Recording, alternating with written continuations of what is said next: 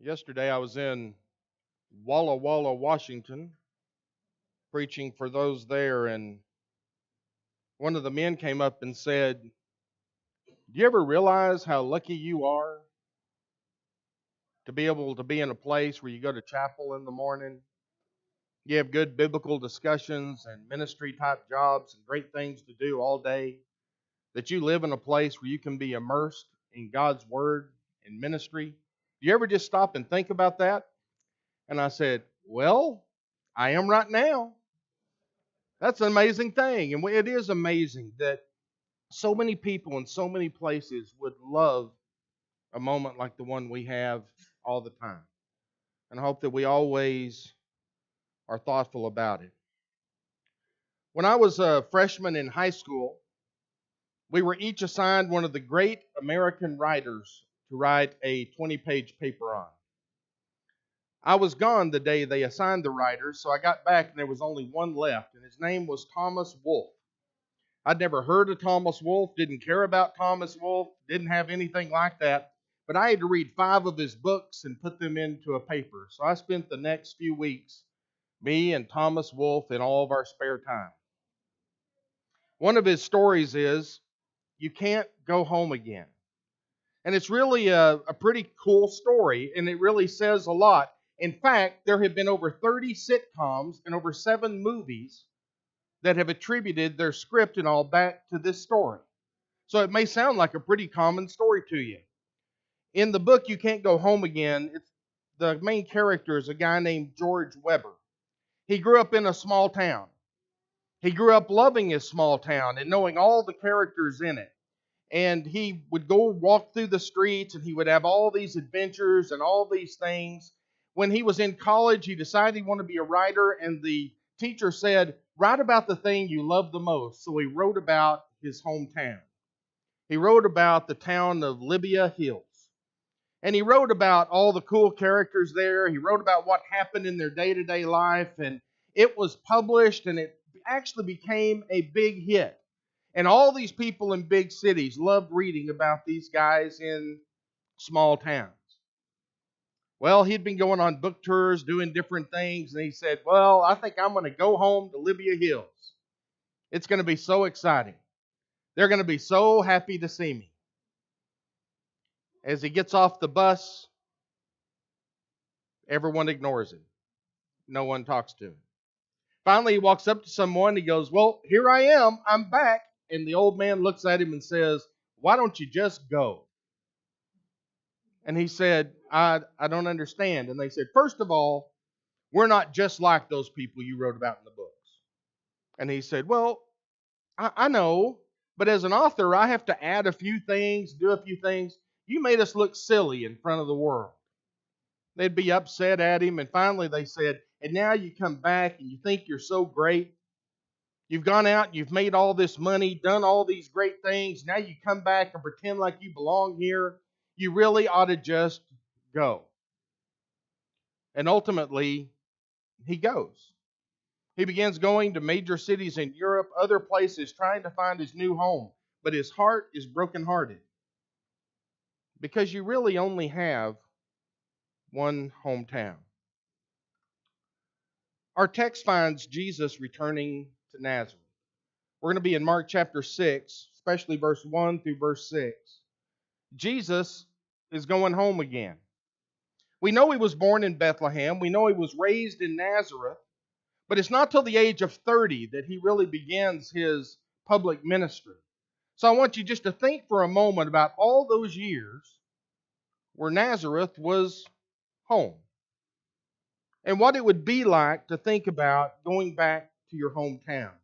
Well, like George Weber, he's going to find it less than positive. It doesn't go the way that he expects at all. Both Mark and Luke write about Jesus returning to Nazareth. Due to time constraints and the assignment given, we're just going to look at what Mark says. If you need extra homework in case your teachers don't give you enough, you can sit there and look over Luke's account as well if you'd like. Mark wrote a gospel account of the life of Jesus. And he tells us in verse 1 what his main point is. In fact, he almost names his book. He begins in Mark 1 verse 1 by saying that he's writing the gospel of Jesus Christ, the Son of God. And when you look at the time in which the New Testament books was written, this is one of the earliest declarations of this in writing among the people of that time. He's writing about how Jesus was God's Son. Our text is found in Mark 6, 1 through 6, but our story really begins in Mark 1, 9 through 11.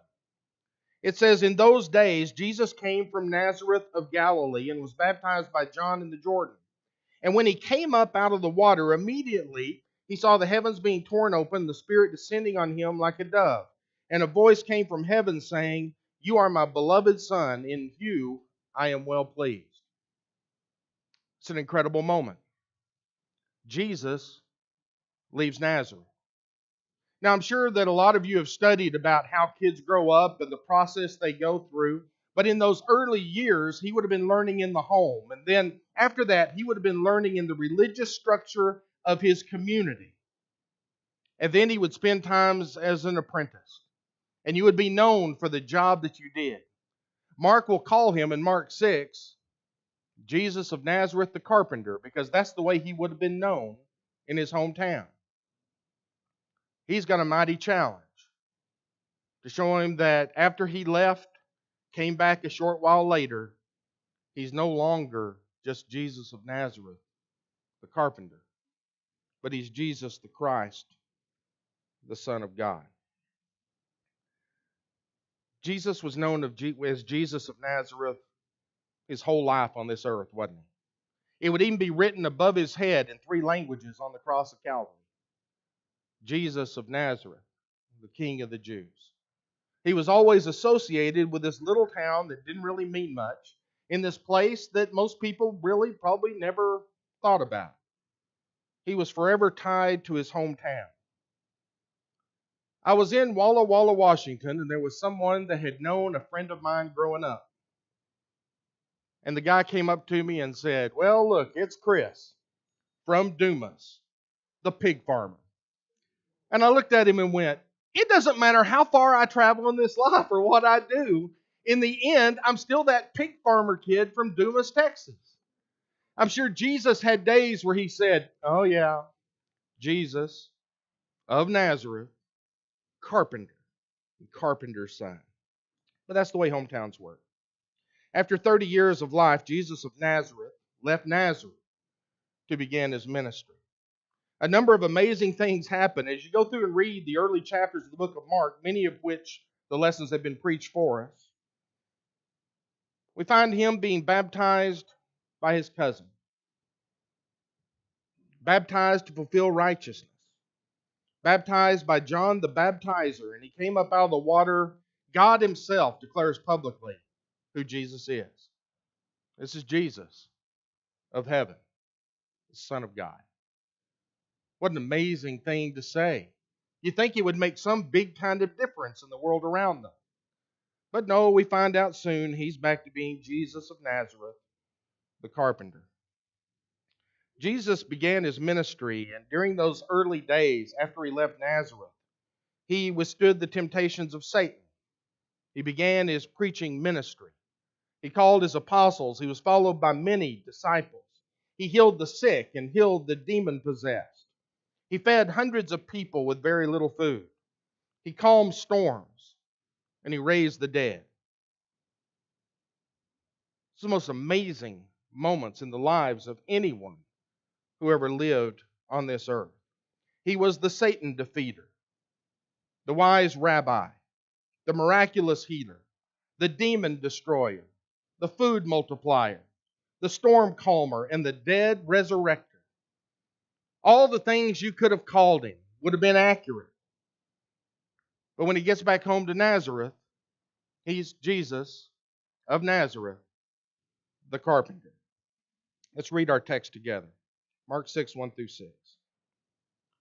Mark writes, "He went away from there and came to his hometown, and his disciples followed him. And on the Sabbath, he began to teach in the synagogue. And many who heard him were astonished, saying, 'Where did this man get these things? What is the wisdom given to him? How are such mighty works being done by his hands? Is not this the carpenter, the son of Mary and brother of James and Joseph and Judas and Simon? Are not his sisters here with us?" And they took offense at him. And Jesus said to them, "A prophet is not without honor except in his hometown and among his relatives and in his own household." And he could do no mighty work there, except that he laid his hands on a few sick people and healed them. And he marveled because of their unbelief. And he went about among the villages teaching. Jesus went home to Nazareth. I'm sure that many there were very happy to see him. Don't you? Don't you think? I mean, don't you know he would have been a great neighbor? Don't you know they looked at him and were thinking, "I wish my kid acted more like Jesus. That's the way I wish they acted." Because we know from the very few glimpses we get into his early life, he was an amazing young person, wasn't he? At the age of 12, go toe-to-toe in the temple with the teachers of the law. An amazing, incredible young man. And I'm sure they were excited to see him come back in many ways. But he came back, and this time he has followers. He's got disciples. Don't you know they're looking at that going, "Are they all going to be carpenters? What's happening here? Why are they all listening to everything he says? Why are they treating him this way?" See, they haven't been there for all those miracles, all those great things that happen. They just see Jesus of Nazareth, the carpenter, come home. It says that they were astonished. That makes us instantly say, "Oh, they were really impressed." But astonished doesn't always mean that. Astonished can mean shocked or dismayed. This morning, driving here on my way to the church building, this car cut me off to get ahead in traffic, almost knocked another car off the road a little while longer, and I was really astonished that they ever gave that guy a driver's license. I was absolutely astonished and a little offended. And that's what it says about those in Nazareth. They were astonished at the things he was able to say. They were astonished at who he was. It also says they were offended by what they saw and what they heard. They asked several questions. The first thing is, where did this man get these things? It hadn't been that long, really, since he left Nazareth. But he comes back and everything is so different. He left Nazareth and went to the Jordan River to be baptized by John, then to Capernaum, into the Galilee area. And suddenly he comes back and he's incredibly different. They would have wondered, well, what about him has changed? Well, what changed was when he came up out of the water of baptism, a dove came down from heaven. It fell on him. I hope that when you have classes and it talks about the Holy Spirit, when it says that something fell on someone, I hope you go, "Ooh," because that's a big deal. That is a life-changing deal. Jesus had the Holy Spirit of God fall on him, and he was never the same after that.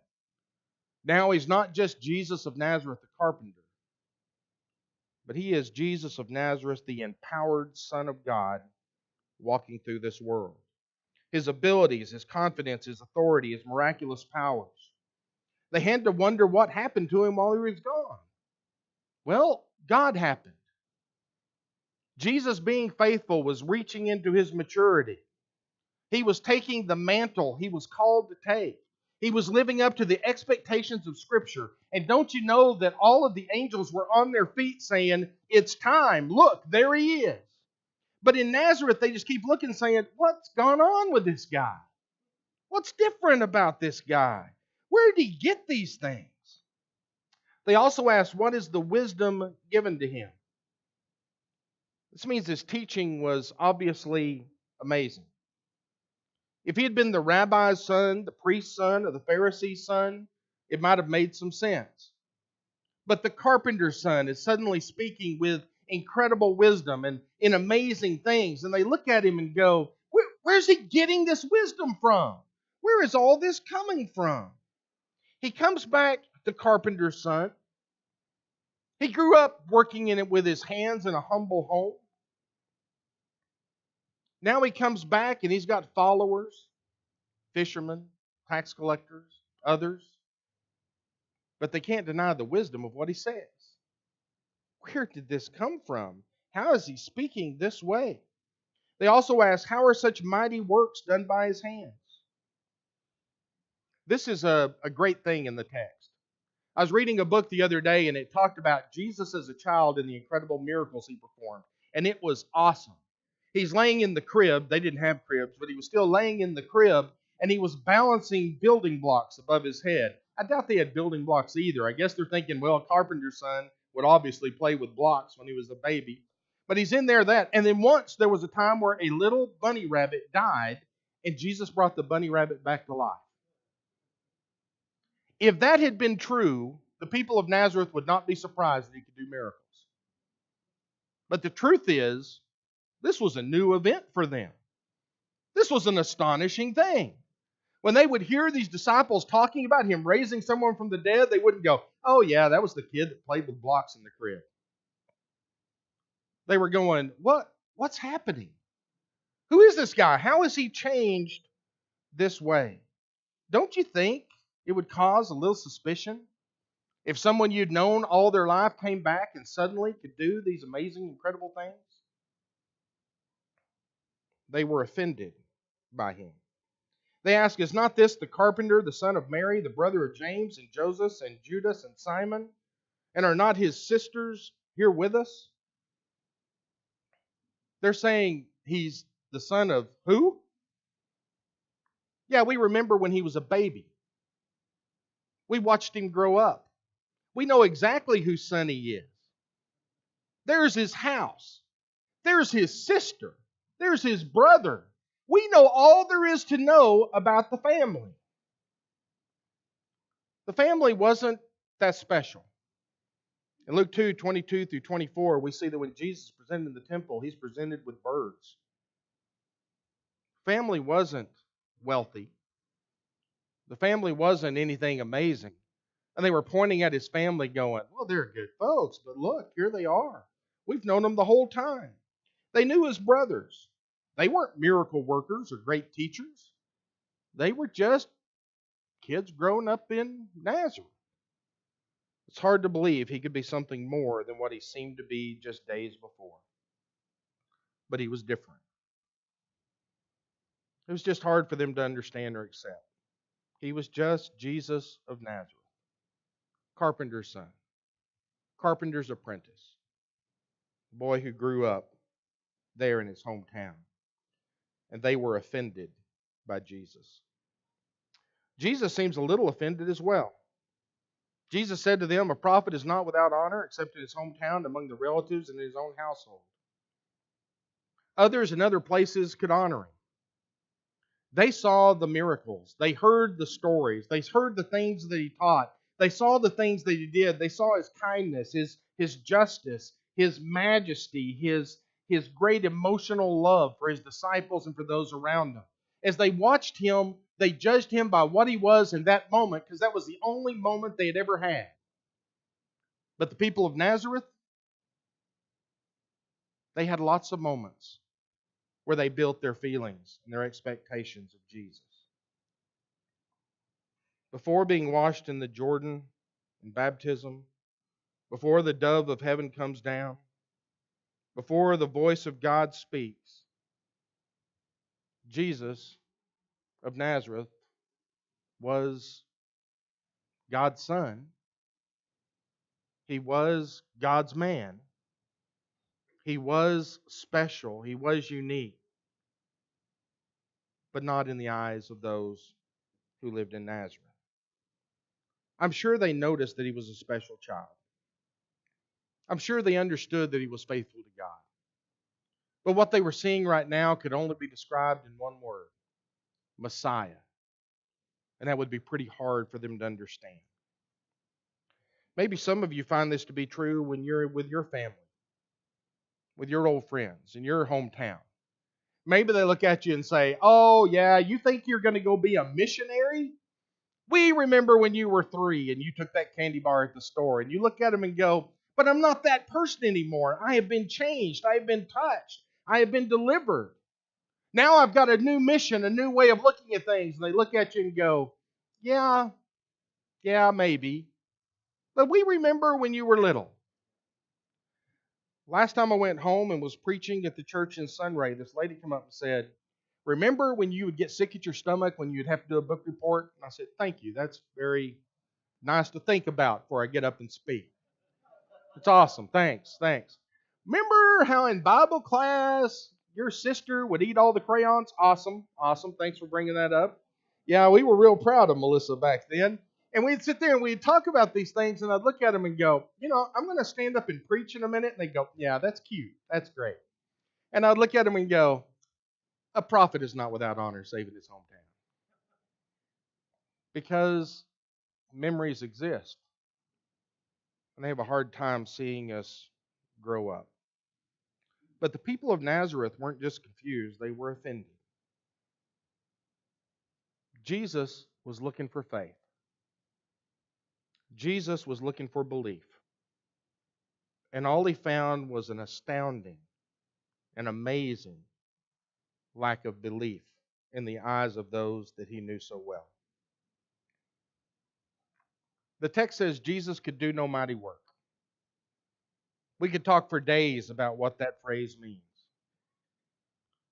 What it means most likely in the Greek is he held his hands by his side.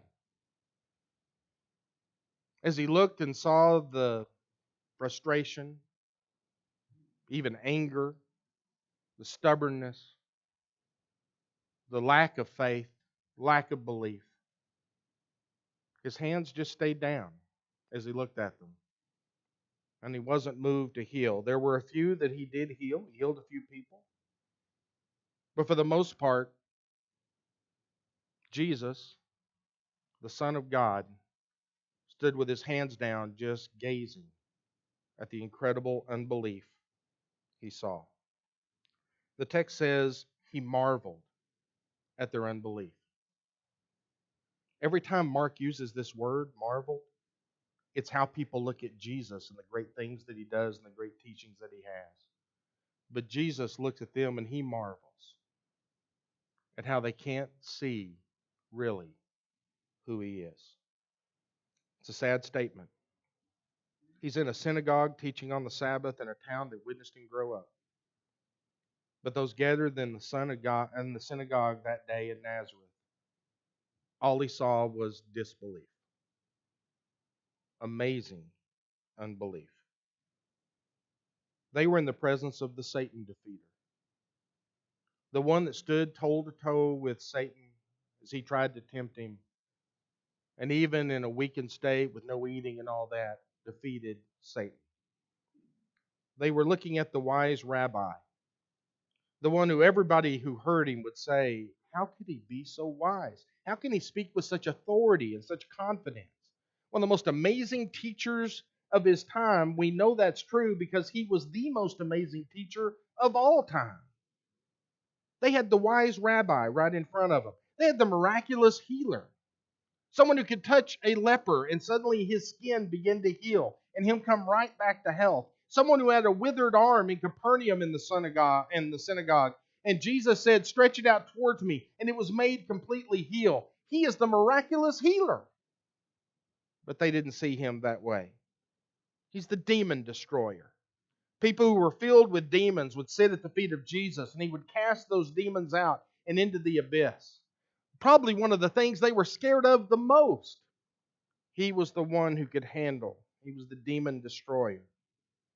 He was the food multiplier. They lived in a desert area, and Nazareth was one of the most poor countries of their time.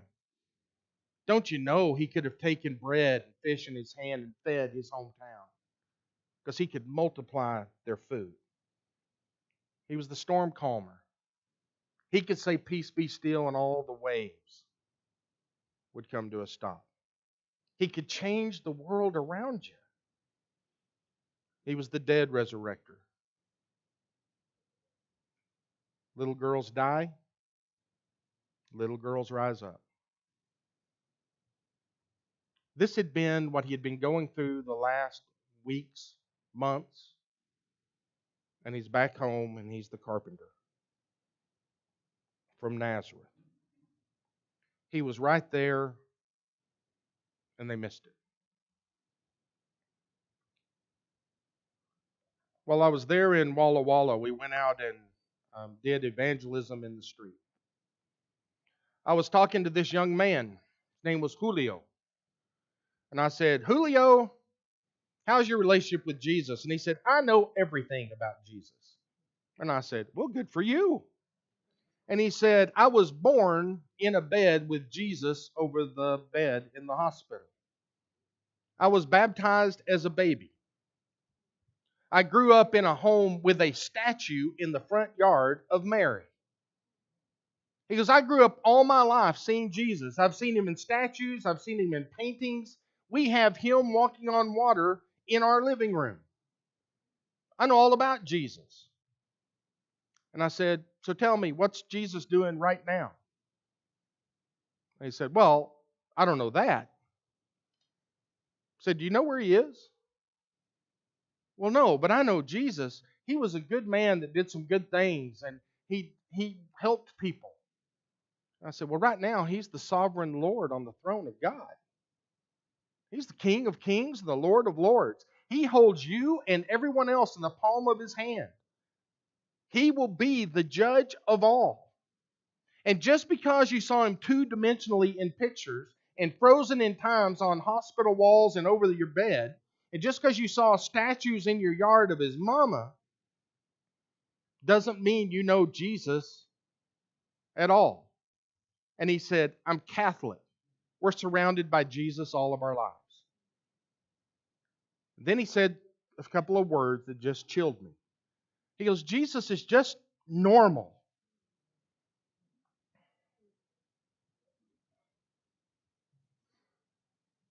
Saw a young man wearing a shirt that said, Jesus is my homeboy, and had a picture of Jesus' face on it. And I thought, are we in our culture making Jesus too normal? Are we so busy trying to make him our best buddy and a guy we would hang out with? There are country songs about, wouldn't it be great to drink a beer with Jesus? Are we making Jesus so normal that we don't see the Messiah? That we don't see the Christ? That we don't see the King? That we don't see the Judge? That we don't see the Lord? Now, I admit, growing up, I had some Jesus shirts, Jesus t-shirts. I'll admit, I've worn on my wrist WWJD, did for a long time.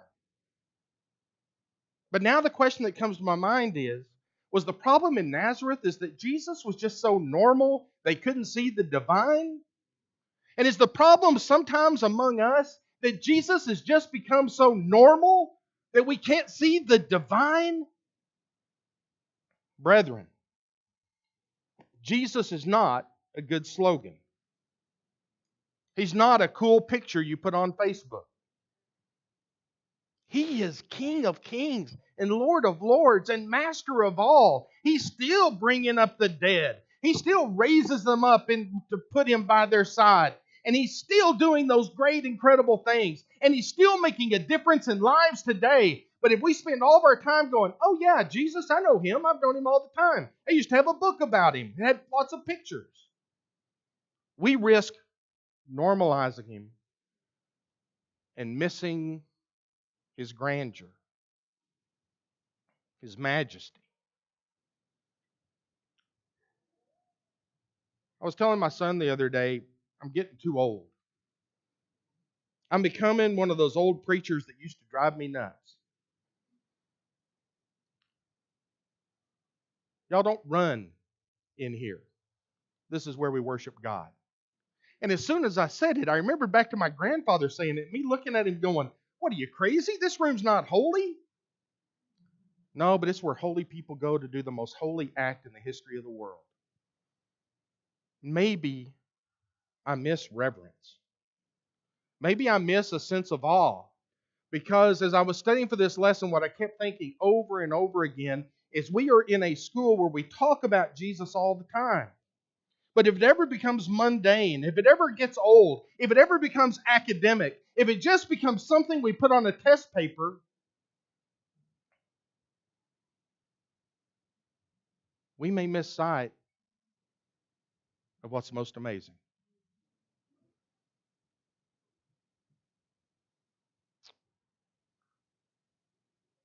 Jesus went to his hometown and was amazed at their unbelief because they just knew where he grew up. They knew his family. They knew what he was like. They knew all this stuff about him. But in the end, they didn't know him at all. And his hands were down by his side. And he said, I'm just not going to be able to do things here.